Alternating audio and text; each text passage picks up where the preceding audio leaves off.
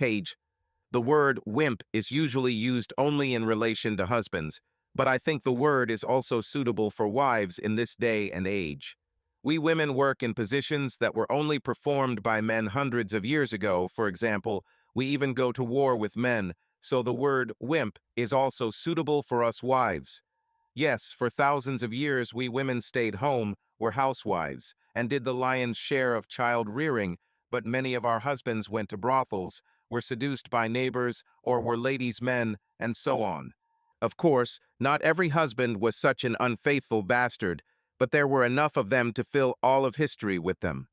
Therefore, I believe that today the word wimp is neutral and has no gender. If the word wimp is neutral, as I explained, then I was definitely a wimp. I was born Beth Clark in this Midwestern city into a middle-class family. I have an older brother. I attended a local high school at a time when women's soccer was less popular in the States. However, my school was a pioneer in this sport. I started playing this sport and was a good free defender on the team. I became an excellent free kick taker. I scored some very important goals from free kicks. I also scored a penalty. I was known for my very strong free kicks and penalties. I then went to college to study business administration. I played on the women's soccer team in college and scored my hard free kicks and penalties, and the goalkeepers didn't like me.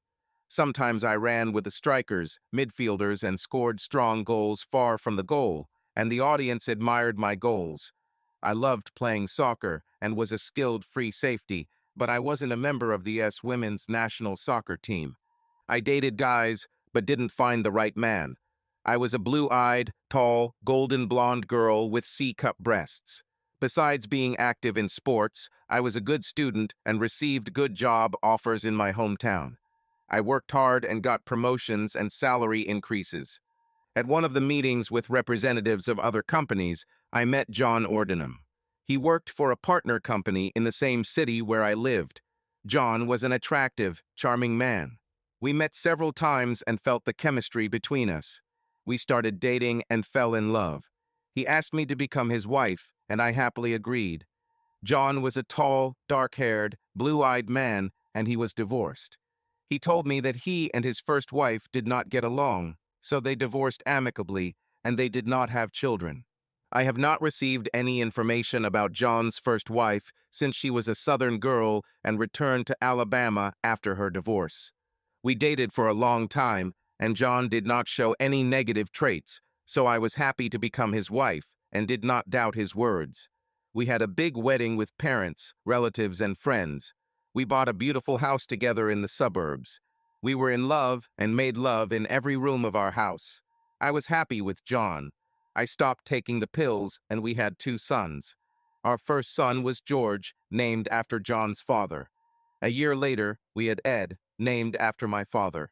Even though I was home with the kids, our financial situation remained excellent as my husband received promotions and became the local CEO of his company. He worked hard and was successful. We usually took a vacation to Europe or a tropical paradise every year. One day, while doing laundry, I noticed traces of lipstick on one of John's shirts. Ed was 5 years old, and I felt that my 7-year happy marriage was crumbling. I cried, wiped my tears, and assessed my options. John was a good provider, and at that point I decided to go with the wimp solution. Over time, it became clear that he was not only a ladies' man, but also a serial cheater. I found out about his 2 mistresses. I'll tell you later how it happened. In such circumstances, many marriages become unofficial or sometimes declared open marriages, but I was not looking for extramarital affairs. I lived for my children. The reason for this was very interesting. Before John, I dated a man who told me a funny story when we broke up. He, Mark, told me that his mother was a cheater, and he accidentally discovered this when his father became seriously ill and Mark was in college. But his mother did not know that Mark knew about her infidelities. Mark's father was a heavy smoker and became ill with lung cancer. The father was in the dark, and Mark did not want to reveal this secret to him because his father's unfaithful wife, Mark's mother, took good care of him during his illness. Mark didn't want to spoil his father's last days before his death. However, Mark did not like his mother and looked for a job away from her. She lived in Maryland. Mark told me he didn't want an American wife like his mother, so he looked for a wife in Asia. He found an Indonesian Christian named Maria who had converted from Catholicism to Protestantism for Mark's sake. Later, we went to the same church as them since they lived near us. Mark and Mary had two beautiful daughters, and my youngest son married their youngest daughter, Anne. How strange life is. Now I know that Mark and his Indonesian wife are living a happy life, but Mark did not invite his mother to their wedding, and Mark's mother did not attend my son Ed and Anne's wedding. I didn't want my sons to think of their mother as a prostitute, the way Mark thought of his mother. For a long time, I was a devoted wife and a weakling. Other events also forced me to stay with my husband's sad experiences in my distant family and among friends and classmates. It was life in divorce with children and the negative consequences for the lives of children in a broken family. I didn't want the struggles of a broken family to affect my sons, so I stayed married to John. John loved his sons and was a great father at home. This was the second reason why I decided to stay. When Ed was 12 years old, I found a job with a local company. I worked hard, and when Ed was 14, I thought about getting a divorce. I collected some secret money and hired a detective agency to keep an eye on my husband. They found evidence of my husband having an affair with a colleague. The detective agency gave me a DVD of the video and some photographs. They provided information about this woman and her family. Her name was Heather Jones and her husband was Joel Jones, an engineer. They had two daughters. The youngest was the same age as Ed. I received photographs of my husband and children. However, during this time, George was having problems with his friends in high school, and I had to fight with George to prevent his life from getting worse. If I started a divorce, George would become a bad person. I thought about it several times. John ended his relationship with Heather and fought for George. When George went to college, John found himself a new lover.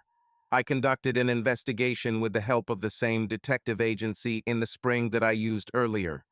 I had videos and photos on a flash drive and DVD. George went to college and wanted to become a lawyer.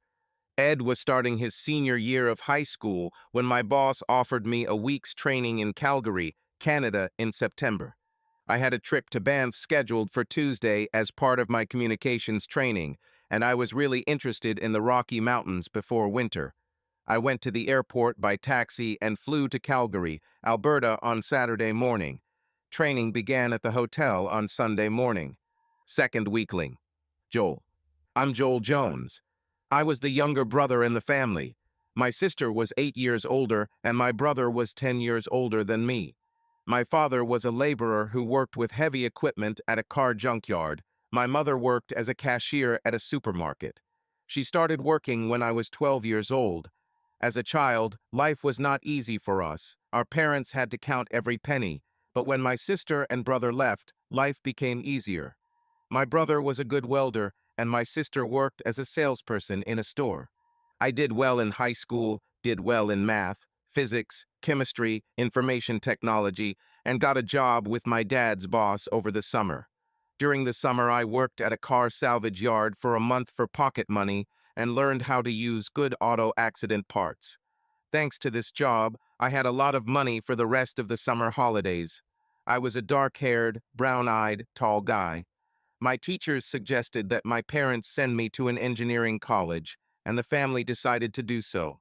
I went to study to become an engineer. I was so good that I received a scholarship to pursue a master's degree. I wasn't a normal guy because I preferred low-fat milk to beer. I got a job at an oil and gas engineering plant in my city. I started at entry level in a workshop and later became a development engineer. We had to develop special tools, machines for oil and gas companies, so that I could use my creativity in my work. Sometimes we had to go to an oil and gas rig to quickly solve serious problems. I loved the challenge this particular job gave me. I dated girls in college, and when I got my master's degree, I found Heather, who graduated with a degree in business administration. She was a brown-haired, green-eyed girl with C-cup breasts. We dated for a year, and I asked her to become my wife, and she agreed. So we got married, and she moved with me to my city. We lived a normal family life in our house in the suburbs and had two beautiful daughters. My wife was at home with our daughters. Although I loved my wife, I did begin to put away a stash for emergencies she didn't know about or have access to when our youngest daughter, June, was born 2 years after Belinda was born. I saved this secret stash for special circumstances because I lived in an environment where there were more divorced people than average. My decision to save money just for myself is rooted in my dysfunctional family background. My parents lived a happy life, but their older children had a lot of troubles.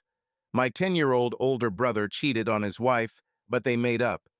Then my brother cheated again, and my sister-in-law divorced him, leaving behind two children. She found a good man and married this man who was divorced from his cheating wife and had 3 children.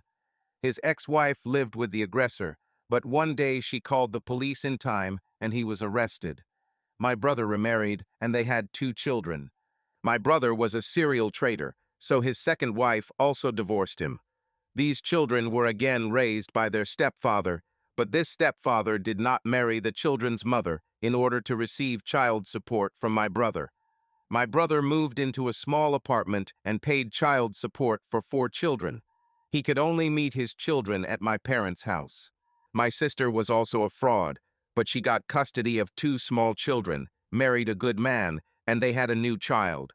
My sister also cheated on her second husband, after which they reconciled, but when my sister cheated again, he divorced her.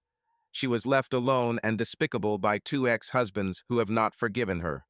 The 2 ex-husbands arranged a schedule where they would visit their children on alternating weekends, so my sister would be with either 1 child or 2 children on weekends.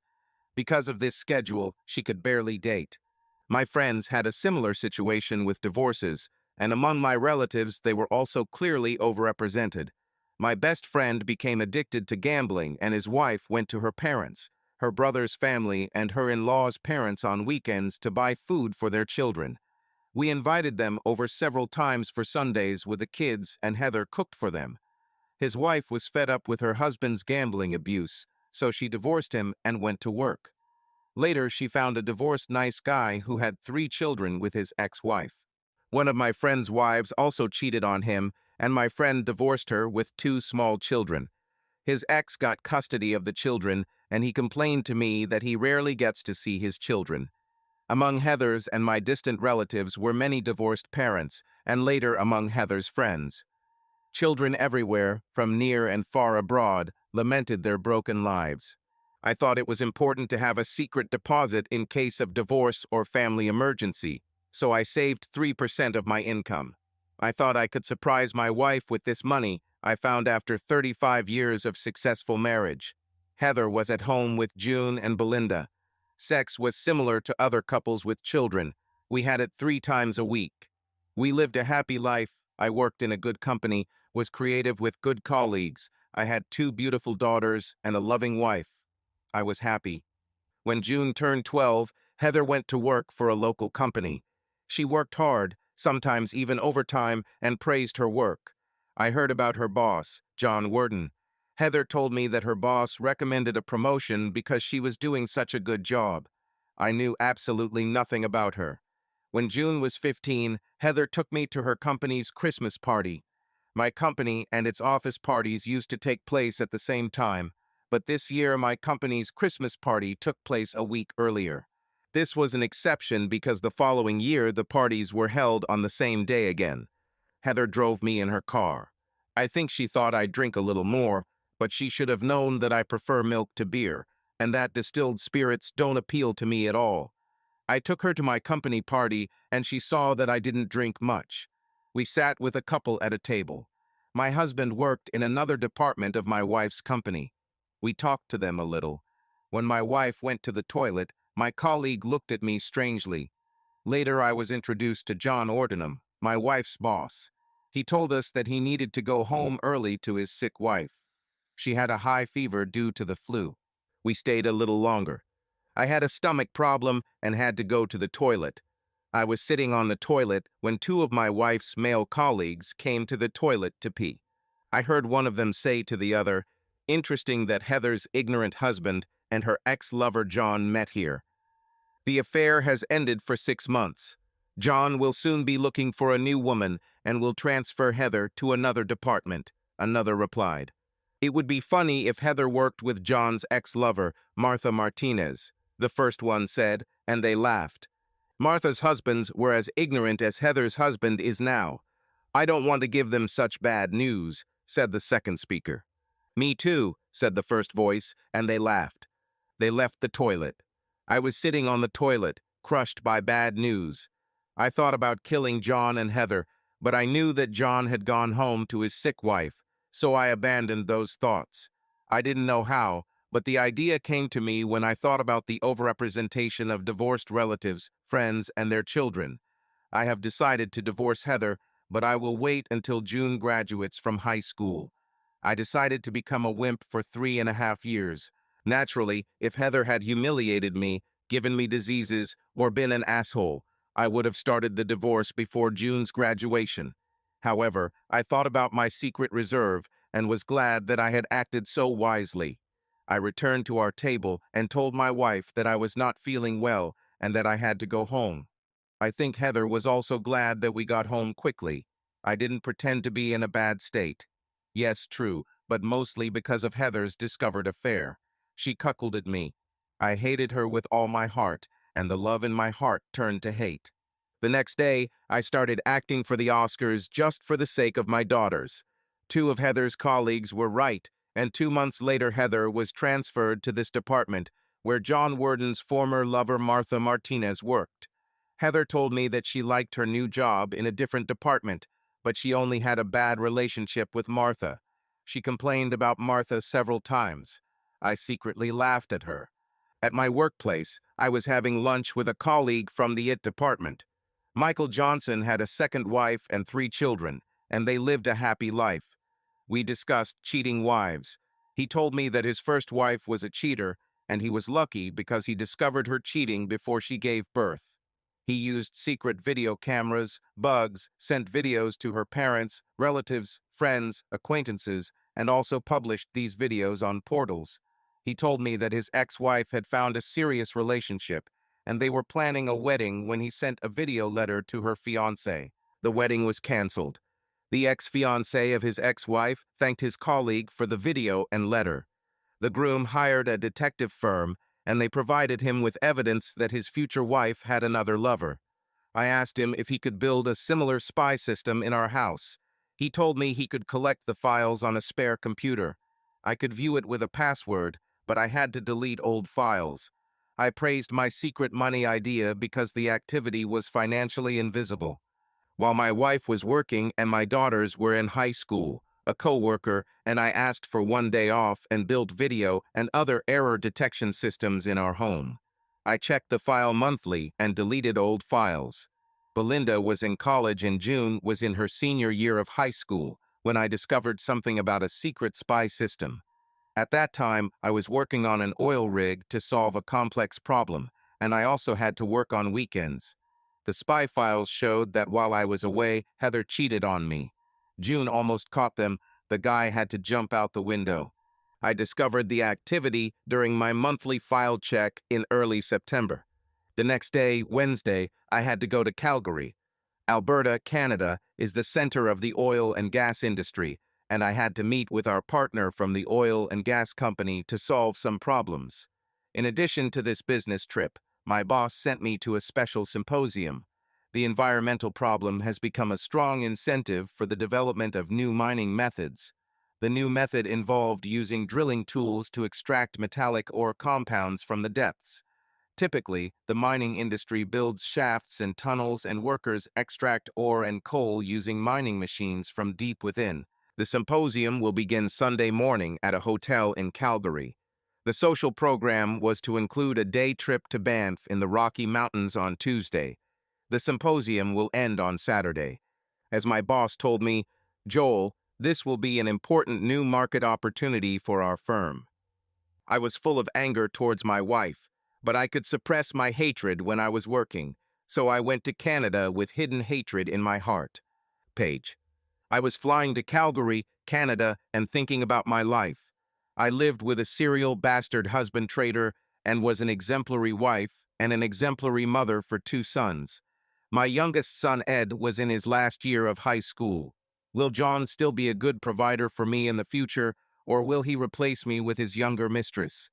These thoughts were running through my head on the plane, and I had a bad vision of my family. I didn't like this weakling role at all. I made a conclusion about myself in my mind. Since I used to be an athlete and still had a strong need for exercise, we equipped the basement with exercise equipment, and I used them often. Sometimes I ran with my sons. My husband used other gyms instead of ours. Sometimes my sons worked out with me on exercise machines. I didn't smoke or drink much and slept enough, so my body was in good shape. I could easily deny 10 years of my age. The problem was collecting candidates for assistance. There were few good partner candidates on the market. Most good husband candidates were involved with girlfriends, boyfriends, or wives. Finding a good partner was a difficult task. However, finding yet another divorced serial cheater, violent, alcohol, substance abuse, gambling abuser was painfully easy. I was trapped without any simple solution. I arrived at the Calgary airport and took a taxi to the hotel where the training was to take place. I was surprised by the reception at the hotel. There were 2 tables of young college students helping the new arrivals. The first table was intended for the participants of the Mountain Symposium, the second for the participants of our training. The software firm simultaneously organized 2 events at the hotel with the same schedule and entertainment programs. The hotel had several bars, restaurants, and meeting rooms. The trip to the Rocky Mountains was routine for Mountain Symposium participants. I was given special vouchers for food and non-alcoholic drinks, but I had to pay for alcoholic drinks out of pocket. I received a name badge, and the girls told me that I had to wear it in the hotel. I received a magnetic key to my room and went to my floor. When I stepped out of the elevator with my suitcase, I was almost petrified with shock. Joel Jones was about to enter the elevator. I could read his name tag, and it was definitely Joel Jones. He politely greeted me and went to the first floor.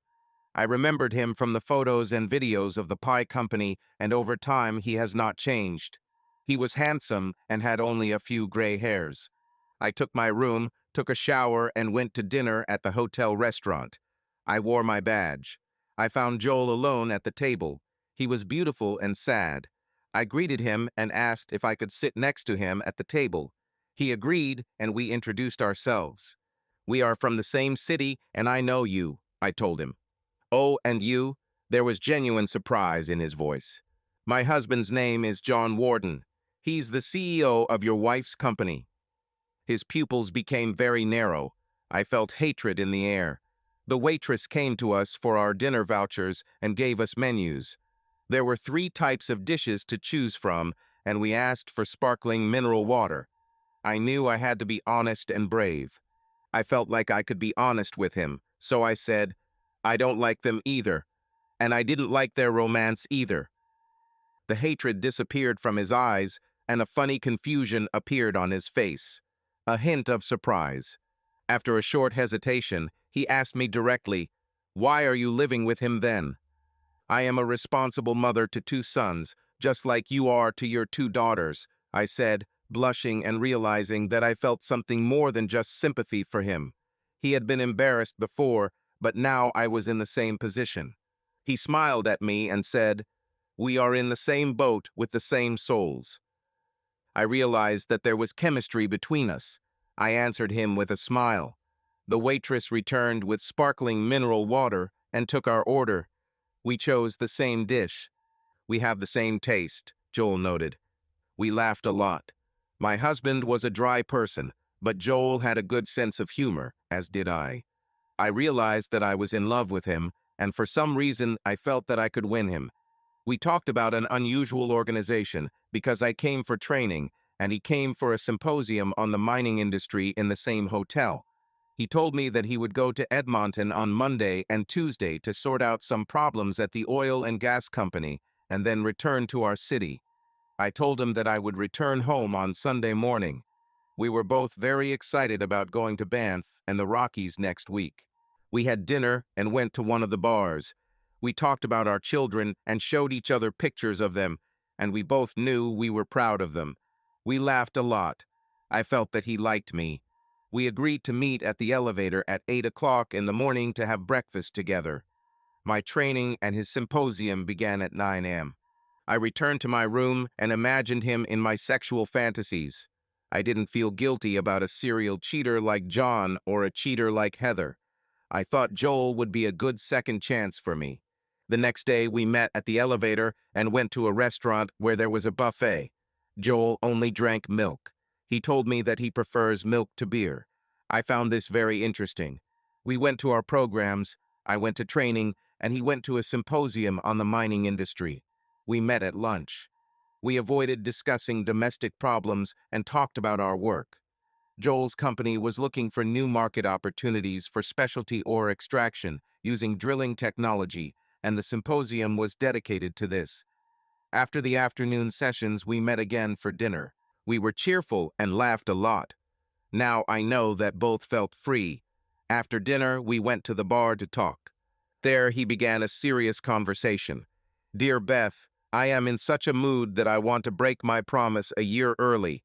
I swore to myself that I would wait until my youngest daughter June graduated from high school before I started the divorce." I blushed with happiness and the possibility that my secret dream would come true. I surrounded him with my pheromones. He noticed this. I was honest with him. "I wanted a divorce 3.5 years ago," I said. Joel looked surprised. "Why didn't you do it?" "My eldest son is having problems. John ended his relationship with your wife, Heather, to help our son, George." He was truly surprised. "Oh, I see. Did you succeed?" "Yes, in the end, we succeeded, and I wanted to forgive John everything when we saved George because he was with us. However, he now has a young mistress. I used the same detective agency for the second time. I have a video and photographs of your wife and my husband, and now evidence of his new young mistress." He looked at me with interest and said, "I told you yesterday that we are in the same boat. Are you afraid that he will replace you with her? I don't understand your husband. You look younger than your age. Beth, you are a cheerful, cheerful woman." I blushed again. "Thank you for the compliment. Yes, I'm not confident in my marriage. I don't trust John." I became bolder and continued. "However, divorce is not an easy decision for a woman over 40. Finding a good partner at this age is difficult." He understood me completely and smiled with warm sympathy. He said, "Don't think that it's easy for us men to find a good partner.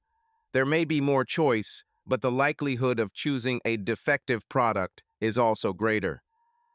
We laughed a little. I knew he thought I wouldn't be a defective product to him. We took the elevator to our floor. When we got out of the elevator, the corridor was empty, so we turned to each other and, on impulse, hugged, then kissed. After the kiss, I told him, "Joel, we are free. We are not cheating. They are our spouses who are cheating." He didn't answer, just kissed me again. "Joel, I went to Edmonton after the symposium to solve some problems at an oil and gas company. Beth sent me the first email from our city when she returned home. She wrote, 'I love you and please don't forget that I will start the divorce in June and you will follow me in 3 months. I will write you another email next week.' I replied, 'It will be difficult for you to wait a whole year. I love you too.'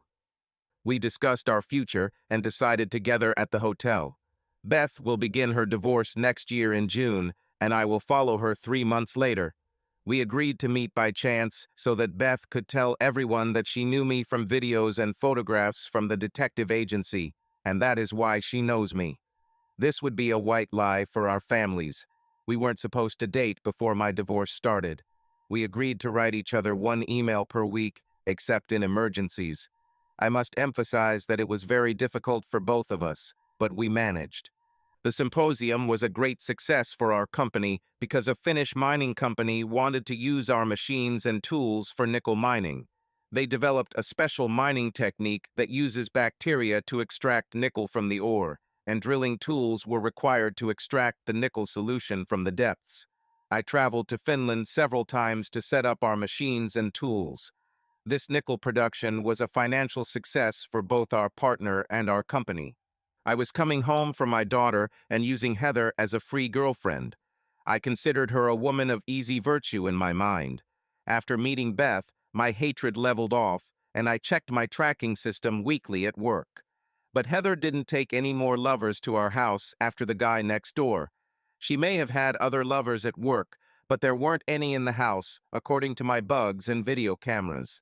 I wanted to use video files to avoid court-ordered counseling sessions. I wrote to Beth in an email that I was thinking about buying a tape measure so I could cut off an inch every day until the divorce started. She replied that she had laughed at my idea for a long time. I was glad to find a woman with such a good sense of humor as Beth. Heather had no sense of humor. While Belinda was in college to become a math teacher, my youngest daughter, June, wanted to become a nurse, so she was also going to college. When she graduated from high school, I went to her graduation with Heather. Beth sent me the most important email after her son's graduation, writing, "I gave John the divorce papers, and he was happy about it. He said he would have given me the divorce papers himself if Ed had gone to college. That damn bastard. I was right about him. I rented a 2-room apartment. Thank you for waiting for me. You will be with me soon. I love you." Meanwhile, in college, Belinda found herself a guy for a serious relationship from our city. He was a brash and loud guy. I didn't like him, but I didn't express my opinion to Belinda, who thought she had found the right man. Beth and I planned for a 3-month delay, but how those 3 months turned into 2.5, I'll tell you now. Belinda often brought Jack to our house, but sometimes they went to Jack's parents. When he was with us, he acted very impudently with me. I was tolerant of him for the sake of my daughter. Heather liked him. The last 2 months passed slowly before I finally went to see a divorce lawyer. Beth and I chose different lawyers to avoid any connection between us. The lawyer told me that he would be ready with the documents within 2 weeks. I could start the divorce whenever I wanted. I wrote this to Beth. She replied that she had found an apartment for me 3 buildings away from hers, and there was a supermarket between them. She wrote that we could meet there, by chance, after my divorce began.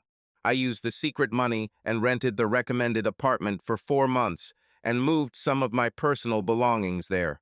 Soon after, I had to go to Finland for a week to sort out some problems. When I got back and went to work, I checked my tracking system as usual. I wanted to delete the files, but I almost fell out of my chair when I looked more closely at the video files. Brash Jack Scudery, my eldest daughter's right man, was the lover of my cheating wife. Since our divorce was about to begin, Heather could have had a lover like the alien from the movie Alien, or even a green UFO in her collection. I didn't care. However, my daughter's happiness was one of the most important things in my life, so I was completely angry at Heather and Jack. I saved the files on a flash drive. I emailed Beth. I knew she checked her email several times a day in case of an emergency in the last few days. I was right, and she quickly responded, "Joel, you need to speed up the divorce process. You should move into your apartment tomorrow. You should invite your daughters to your apartment for a movie night. You have enough room for 3 of you for the week before college starts. Good luck. I love you." I called my lawyer from work and asked for divorce papers on Friday. I asked my boss for the next day off due to family issues. When Heather left for work, I moved many of my personal belongings into the apartment. My daughters left home before Heather, so they didn't suspect anything. I called them at lunchtime and told them to meet me at the building where my apartment was. We went up to the apartment. They understood that I wanted a divorce, but they were shocked, sad, and silent.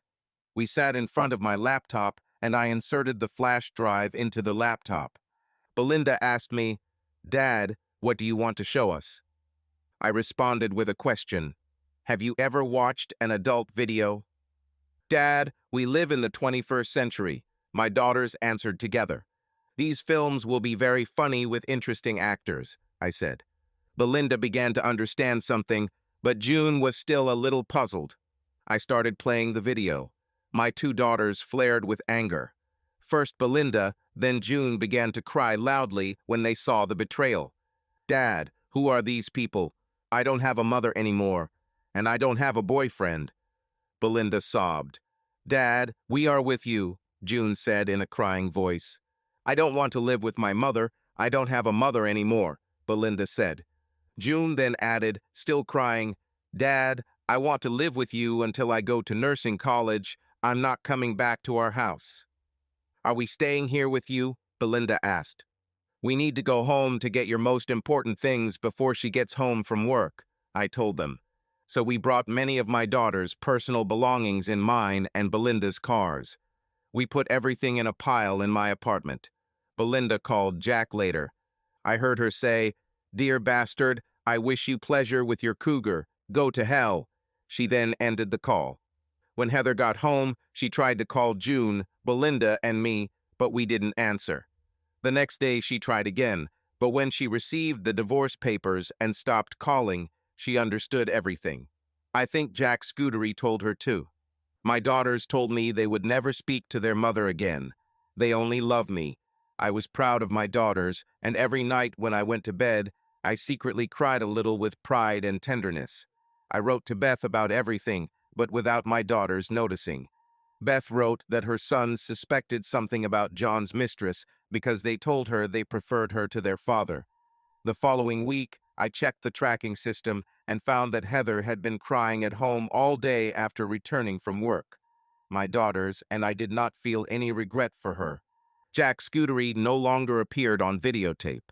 Later, while she was at work, I retrieved some of my personal belongings from the house, and Michael Johnson and I dismantled the surveillance system. Beth wrote that she had seen me several times with my daughters, but did not want to bother us. When our children and Beth's sons headed off to college, Beth and I met, by chance, in front of a local supermarket, as we had agreed by email. We hugged, smiling, and kissed. Page. I divorced my bastard husband first so he could marry his 21-year younger mistress. My sons were at their wedding and said it was very strange for them. We started our life together even though Joel was not yet divorced. Sex was very interesting for us because Joel was using his wife, but now he was making love. We sometimes got confused in our selflessness, but our sense of humor solved all the awkward situations. Heather didn't fight for a dead horse, for her dead marriage, so 3 months after my divorce, Joel became free and asked me to become his wife. Without hesitation, I said yes. I got good money from the divorce and John paid off 50% of the share of our house. Joel and Heather sold their house and split everything equally. We were able to buy a beautiful new house and we had a gym in the basement. We organized a big wedding. My parents were there. My father walked me down the aisle to Joel at our church. Joel's parents were very old, but they attended our wedding. Our children were there too, and all 4 said they were happy for us. Our friends and relatives were there too. My sons immediately fell in love with Joel, and Joel's daughters found me very cute. Joel's daughters did not speak to their mother at all. We went to Kenya on our honeymoon. We were on the Indian Ocean coast and took part in several-day safaris. We admired the magnificent African animals. When we got home, I told my husband that I wanted to give him 3 unexpected surprises. I read that Down syndrome can be detected through a blood test and told Joel about it. While I was waiting for Joel alone, I read a lot of interesting things on the internet. Among other things, I noted the scientific results of a blood test for Down syndrome. I told him that we could try to have a child together with this new scientific opportunity. He was surprised at first, but supported me, and we began producing a child. I took prenatal vitamins and avoided the liver. The first test at the 10th week showed that the embryo had Down syndrome, and a repeat test at the 11th week confirmed the result of the first. The doctors said that I needed to get rid of the pregnancy. We were depressed, but the doctors explained that the likelihood of Down syndrome is the same for a certain age group and does not depend on the number of pregnancies. So they said we could try again after a short break. We waited a little and started making a baby again. This time both tests were negative, and we had twins from 2 eggs, a girl, Wendy, and a boy, Eric. We laughed a lot later that Joel had only daughters, and I only had sons, but we had a common son and a common daughter. We made love often during my pregnancy. When labor began, the doctors did not take any risks, and I gave birth to twins by cesarean section. A few weeks before my husband's birthday, I told him I wanted to give him a second surprise. He was confused. I told him that he should take samples from our children and himself for a DNA test. He said it wasn't necessary. I said that this was my second surprise, and he laughed and went into the laboratory. The results were positive and came a few days before his birthday, and I told him that this was his biggest birthday gift from me and gave him a big hug. He asked what my third surprise would be because he was very curious. I replied that he would find out in a year and a half, but I would keep it a secret until the right time. Joel's daughter Belinda found a nice guy, and they found a job in our city. They were planning a wedding. Colin worked at a local bank. We joked with them, saying that if they don't babysit our children, we won't babysit their children. Belinda and June still had not spoken to their mother. Belinda didn't invite Heather to her wedding. My sons talked to their father, but I was their main parent. John and his young wife had a girl, and a year later another girl was born. Ed wanted to become an architect and studied hard in college. When he graduated from college, he met my old friend's daughter. Anne was a beautiful European woman. We had a big wedding that year. John was there with his new wife, but Joel and I successfully avoided them. Joel and I, John and Anne's father, Mark, paid for the wedding together. The holiday company organized the ceremony and dealt well with the problem of divorcees. Ed got a job at a local firm. June graduated from nursing college, and she and George fell in love. George got a good job in our city. Joel and I laughed a lot when George and June told us about their wedding plans. Our families will be linked to each other twice. We jokingly told the other two couples the same thing we told Belinda and her husband about babysitters. They all agreed, smiling. We were happy to have 4 grown children with a good sense of humor. George and June's wedding was a fun event. John and his young wife Nancy were there, and although Joel and I were polite to them, we tried to avoid them. John paid half the cost of the wedding, so they had the right to be there. However, George and June, like us, tried to communicate with them as little as possible. Joel and I told our 4 children about Heather and John's affair. I showed them my evidence from the detective agency. This evidence was a good cover. I told them that I knew Joel from videos and photographs from the detective agency, so he was not a stranger to me at the chance meeting in the supermarket. My older sons and Joel's daughters found out that John and Heather were serial cheaters. We successfully hid our meeting in Calgary from others. Moreover, even George and June did not know our secret, despite the fact that they lived together. June told us that, like her sister, she did not want to meet her mother. We later found out that John gave the wedding photos to Heather at work, so she got information about us. Before the new child production, I carried out my last surprise against my new husband. Before I start talking about this, I must discuss the nature of happiness. The first happiness is an easily found thing. It arrives like a daily scheduled train, and we are glad when it arrives. We tend to think of a transport disaster when it does not arrive. Yes, the first happiness usually happens when we are young, and we are all looking for the one. The second happiness is of a different kind. It must be fought for, and therefore it is more valuable than the first. We also protect it better. The intensity of love decreases over time in a marriage, and after a certain period it settles at a level and remains there. This level may be higher or lower in different marriages. However, marriage can either be a routine practice or, if you make it so, an interesting challenge. As Joel and I started our new lives, our love grew. There were no secrets in our family, and everyone knew about the infidelities of our former spouses. We strived to make our marriage unique, happy, and based on mutual trust and support. Joel and I had twins, Wendy and Eric, who filled our home with laughter and joy.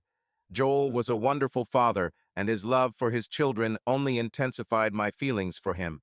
We supported each other in all endeavors and never allowed the past to influence our present and future.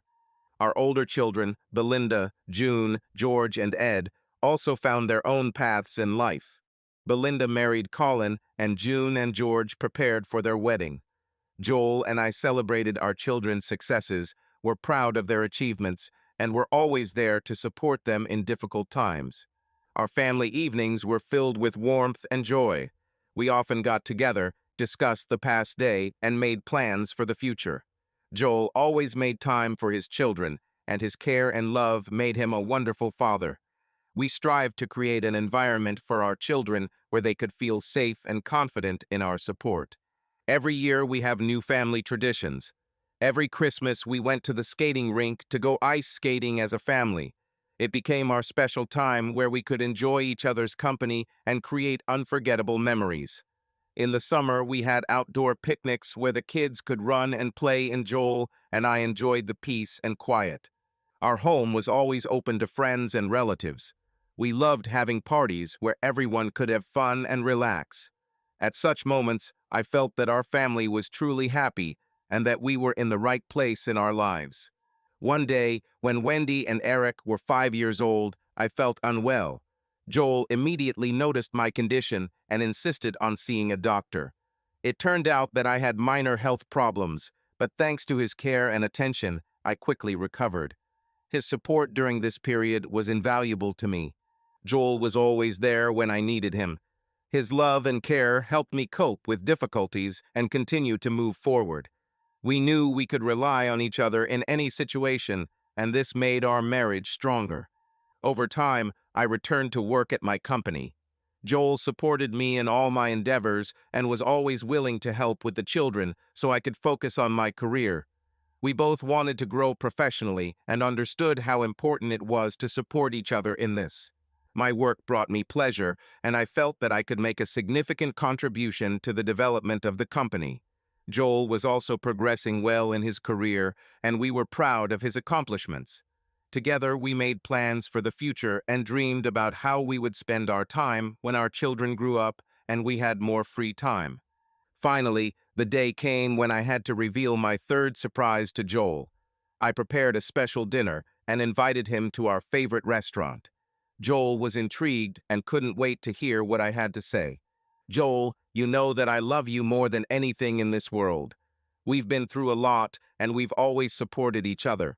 Today, I want to give you a special gift," I began. Joel looked at me with love and expectation. I took an envelope out of my bag and handed it to him. "Open it," I said with a smile. Joel opened the envelope and took out 2 tickets for a trip around the world. His eyes lit up with joy and surprise. "This is my third surprise for you. I want us to go on this journey together to see the world and create new unforgettable memories," I said. Joel was shocked and touched. He hugged me and said, "Beth, you are an amazing woman. I am so happy that we are together. This journey will be the beginning of a new stage in our lives." Our trip around the world was an unforgettable adventure. We visited many countries, saw many amazing places, and got to know different cultures. This trip strengthened our bond and allowed us to see the world from a new perspective. Returning home, we knew that many more happy moments and new challenges awaited us. We were ready for them because we knew that we could overcome any difficulties if we were together. Our children also continued to delight us with their successes. Belinda and Colin became the parents of a beautiful baby. June and George also planned to expand their family. Joel and I were happy that we could be a part of their lives and support them in everything. Life went on, and we knew that our marriage was not just a union of 2 people, but a union of 2 souls who found each other and created a happy family together. We were grateful for every moment we spent together and knew that many more wonderful years filled with love and joy awaited us.